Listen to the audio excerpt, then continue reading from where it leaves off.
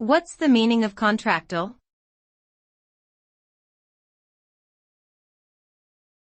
Contractile.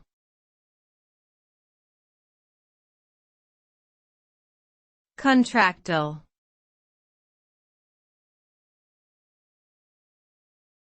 Contractile.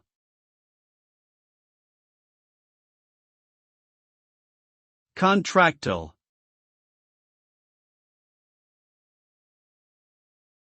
The term contractile refers to the ability of muscle cells to shorten or contract, resulting in movement or force generation.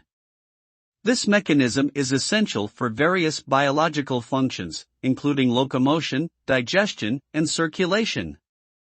In the context of cardiac muscles, for example, contraction enables the heart to pump blood throughout the body. Similarly, skeletal muscles allow for voluntary movements such as walking or running. Contractility is a complex process regulated by several factors, including hormones, neurotransmitters, and ions.